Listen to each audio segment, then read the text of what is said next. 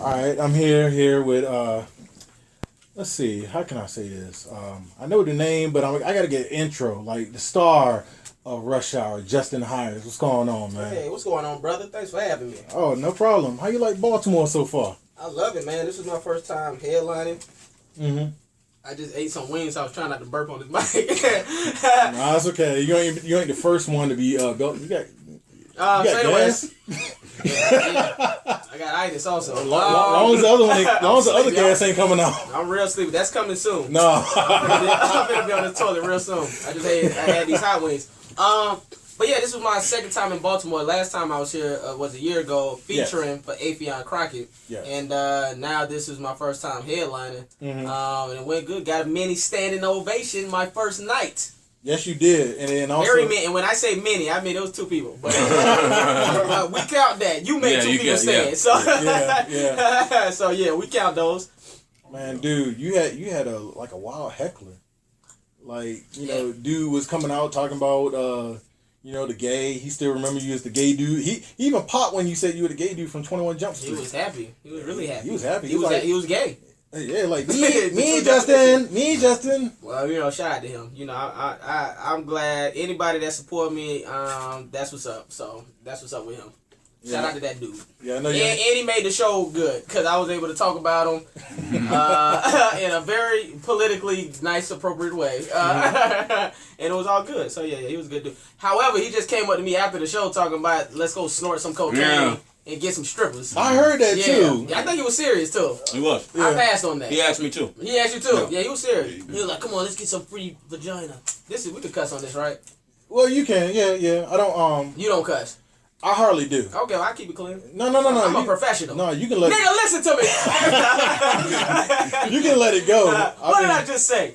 I gotta give my guests leeway to be themselves. This is part of ShiLounge because we are in the green room. We're relaxing. We got food up here. Shout out to Reggie Jr. in the building. Yeah. Feature for me. Killed it. Yeah. Jokes what I do, goddammit. Oh, he's gonna be a future guest on the show. Absolutely. All day, man. I love it out here, man. Road manager Cedric K. Moore. Appreciate it. In the building. He from deep Florida. Palaca. You from Palaca, right? On the map. Yeah. Palaca. Is that northern or south? In the middle. In the middle. Okay, in the Dead middle. center. Cause in the north, they be cooking meth up there. In the south, they be Latinas all over. Nah. They cook. I don't know what they cook. Gators. They cook possums. Armadillo. Right. Armadillos and stuff. Yeah. Yeah. We call road. That's where all my family from. Like I got a large family, but none of them live in the city of St. Petersburg, where I'm from. Mm-hmm. So all my family live in the country of Florida. So Hastings, Palaca, East Palaca, Weelaca. It's a lot of Laccas. How country is the family? Opalaca. Yeah, I got a lot of so I got I always tell people my family they're super funny. Like people wonder where I get my humor from. It's being around people like Cedric and a lot of my cousins and my brother and my parents. And I always call us the unsuccessful Wayne's family. Wow. Just as funny, but we ain't shit. So you got 10 siblings like the Waynes. Yeah. Well, no, not siblings, but just what he do. Cousins. Cousins. Okay. We got a lot. We got a huge family. Right. And they funny. So I'm kind of like hopefully I could be like the Keenan and then bring some of them on some stuff. I want to see your Damon Wayans of the family. He gonna be the raw talent. Maybe even Marlon Wayans. My brother might be the Damon Wayans. Really? Definitely up there. Yeah, he up there. Oh, okay. He up there. So Justin Hires is the tip of the iceberg as far as the Hires family is concerned. Yeah, I put in that work. But a lot of comedians talk about family, and they say family and their surroundings are the basis of their craft. I mean, were there any others like sometimes school experiences in life, or just being the short guy at places and you used to crack on people a lot? Yeah, I mean, it was definitely a defense mechanism, like in elementary school, because I was super short. So, people would try to pick on me, but I would crack jokes, and, that would be the end of that. And so I kind of started using that more so. Then it helped me also just, like, with being popular at school, being the funny kid. And so, I was just always the funny dude. One most humorous in elementary and high school. Oh, really? And one most likely to be in a movie in middle school. Oh, you cracked that one. Yeah, so, So living up. So, I hate to go to the general questions, but, some people don't know, but what got you to get on comedy? Like, just say, I want to do this instead of being the guy that cracks jokes in the family and, make that brave step.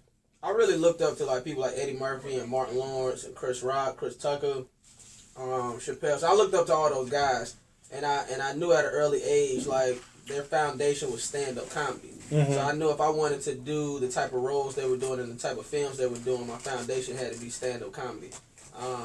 And so that's why I got into it. Okay, so you said Chris Tucker. Mm-hmm. Now, I hate to punch you with this scathing question, but when you got this is jumping a little bit to the future, or should I say to the present tense. But when Rush Hour came, how did you take that when people called you and you auditioned for it? Because those were like large shoes to fill, $1 million shoes. $1 billion, it's actually $1 billion franchise. Oh yeah. What I always tell people, Chris Tucker is literally one of the reasons why I got into comedy. Mm-hmm. Seeing him in the movie Friday when I was in elementary school, I thought he was like literally one of the funniest people I had ever seen in my life. And I'm not joking around. Like I literally thought he was one of the funniest people I had ever seen in my life. And I was like, if I could be half as funny as that dude, maybe I could have a career. Okay. And that's what I am. I'm half as funny. Half the size too. Half the size too. A little bit. But when it came to doing that role, I've been doing stand up almost 9 years, and so when you've been doing it that long, and you've been putting in that work, you feel like you're prepared to take on a role of that magnitude. So I didn't feel as much pressure as people thought I should feel or hope that I probably felt. Mm-hmm. I felt like I always tell people I don't believe in luck. I feel like when preparation meets opportunity. Yeah. And I've been prepping for something like this for a long time. Well, it's just that I guess you said in your act. I hate to spoil the act a little bit, but they were saying like my act. people. Nigga, stop. You was like, all right, but I'm gonna keep going. But even in the mindset of being Rush Hour, like in the audition part, like people just trying to be Chris Tucker. Oh yeah, I seen people like dressing like how Chris Tucker dressed in the movie and stuff like that. And even when I went into audition, I was going for a younger, hipper type vibe. If anything, I tell people, my Carter is more Eddie Murphy, Axel Foley, Beverly Hills Cop vibe. Than what Chris Tucker did in the Rush Hour films he did. Oh, so you mix a little Axel Foley with it too, right? Mm-hmm. But you just wearing a suit instead of a. Well, I wear like jackets and hoodies and stuff like that on the show. Okay, yeah, because I actually only wear jackets. I wear a hoodie in the pilot episode, the first one. Okay. But other than that, I just have like they kind of made me a little bit more fashionable. So I kind of wear like t-shirts and like nice jackets. Excuse me. But it's still like a little younger. You just burp. No, I just had a little something in my throat a little Vagina bit. hair. Nah. I mean, it was some good looking women out there though. I mean, I say there was one though, but she was like an agent, so I was like, nah, I can't talk to her. Agent? So I got network. She was fine though, light skinned and everything. But getting back to it, you got on stage, and then I know I got fans somewhere that's gonna be like, how did you become the little gay boy on 21 Jump Street and all this stuff? Because how did I become that? I mean, just agent auditions. I moved to LA. Luckily, I had already had 2 movie credits under my belt. Who were those? It was Stomp the Yard in the Gospel. Stomp the Yard? Yeah, I'm standing behind Neo the whole movie. go back and watch that movie. You'll see. Oh man, I got to. So I was going to college at that time, Clark Atlanta University. Yeah, CAU. That's Reggie Jr. Also went to Clark. Find a way to make one. And find a way to make one. And so basically, I had already booked those films while I was attending college. So when I moved to LA, I already had 2 movie credits under my belt. And so that kind of helped me get a commercial agent. And from there, I had booked a pilot with MTV through my commercial agent.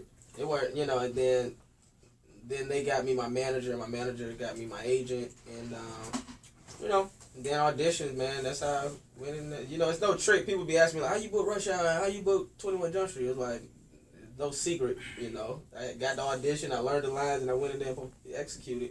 And plus, a lot of people think like, and there's also in a way in Hollywood, quote unquote, that somebody, and then you got it. But a lot of people... You do need to know people, though. Yeah, you do. Even the first 2 films I did, I mean, the producer is from my hometown, St. Petersburg. His name is Will Packer. So he produces all the like Kevin Hart movies right now. And I went on set of the Gospel to be an extra. However, there was a rapper that wasn't showing up for work. Mm-hmm. And so me, at least just knowing that producer, they thought of me to at least audition. Mm-hmm. And so that, like, knowing people kind of get you in the door at times, but then you got to do the rest. I mean, it helps getting you casted too, though. But yeah, so you do need to know people, and that's why it's good. I always tell people to be nice.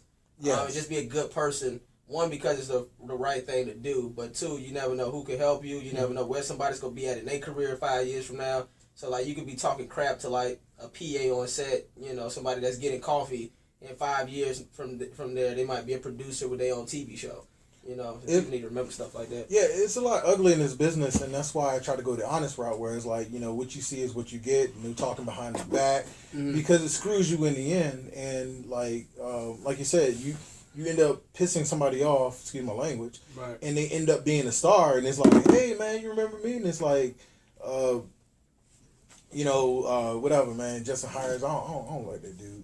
So I mean, it's just like Tom Hanks. That's what my mother tells me. It's just like Tom Hanks. You know, he did a show called Bosom Buddies, and nobody thought he was gonna be like anything. And right. He did a string of movies, and then Forrest Gump blew him up big. Right. So you're on the road, and you, now you're doing your own thing. You know, you're not headlining for anybody. I mean, you're not opening for anybody.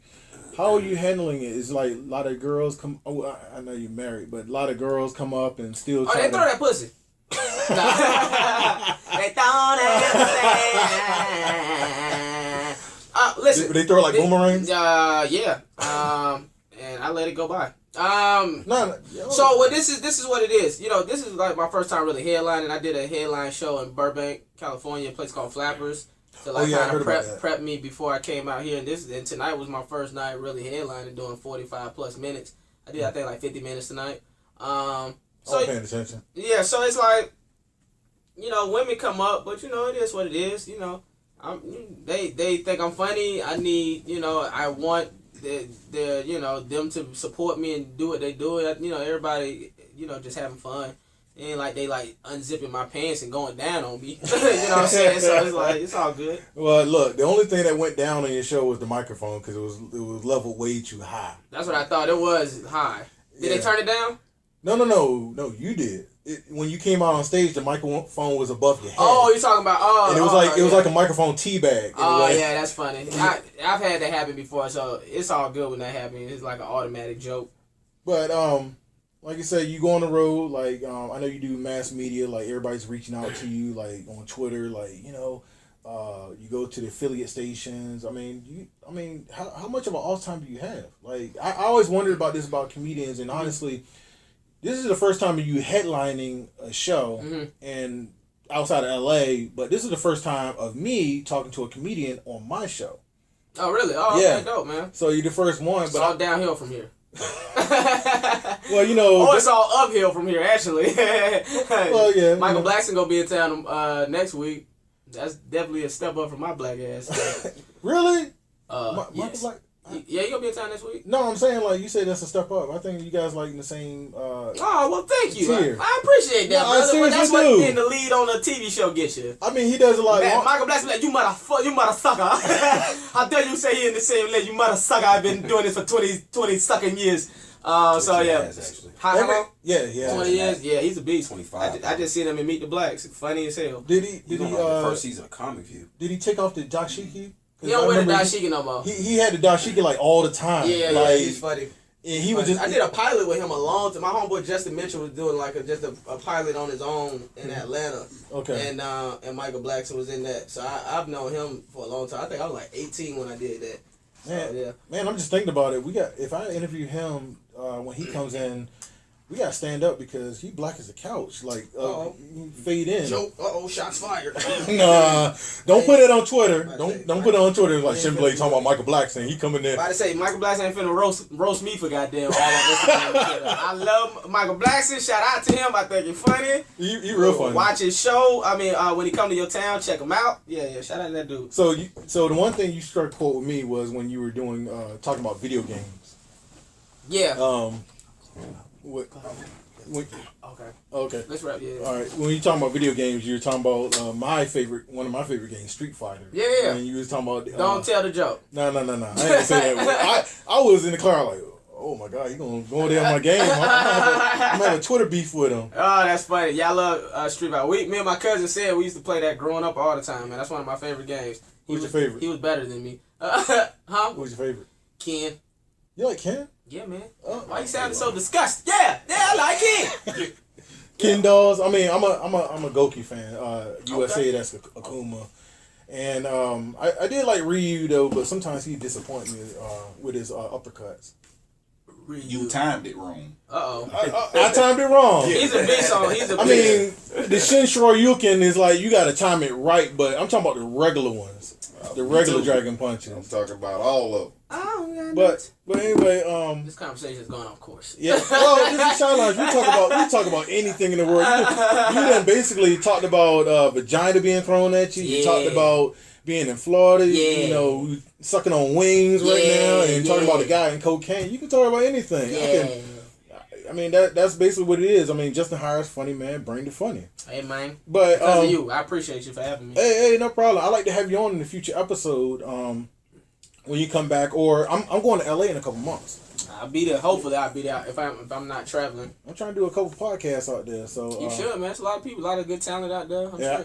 you know, let's connect afterwards. Yeah, hit me up, man. I refer you if you come out there. Like, you know, I try to get you in contact with some nice comedians. How about some nice women? That ain't diseased. Well, I can't help you with that. Or Caitlyn. I can find some women. I can't promise that they won't be diseased. Or Caitlyn. But what you don't know with a rubber can't kill you. Or also don't hook me up with no Caitlyns either. Yeah. No. Yeah, no, okay. Anyway, I'm gonna go ahead and close it out. He was trying to get me to lose my job just now. No. The setup. I'm gonna have this nigga on my podcast right at the end. I'm joking. You ain't gonna be worse than Tracy Morgan what he said about his kid years ago, but it's all good. So, tell the fans where they can find you. You know, social media, all that. Just promote. Justin Hires. First of all, watch Rush Hour Thursdays, 10:00 on CBS while it's still on the air. Oh my God! So while it's on the air, make sure you check that out. Social media, everything is Justin Hires, like tires, but with an Hires. So Instagram, Snapchat, Facebook, Twitter, it's all Justin Hires. YouTube, Justin Hires TV. And if I'm in your city, come through. How about MySpace? Just a phrase for the people that's left back. I deleted that, as you should have. the people left back, you know, they got, hey man, what's your MySpace? There's somebody on MySpace right now. Or your Black Planet. Yeah, man, god damn. That's taking it back right there. But Justin, thank you very much. You've been great. I'm going to. I gotta get out of here, man. I'm yeah, club has kicked us out. They have told us it's time to get the hell out of here. That's what the club tried to do humbly. All right, then, for Justin Hires, thank you very much, and I'm gonna close it out. ShiLounge, thank you, bro. Thank you.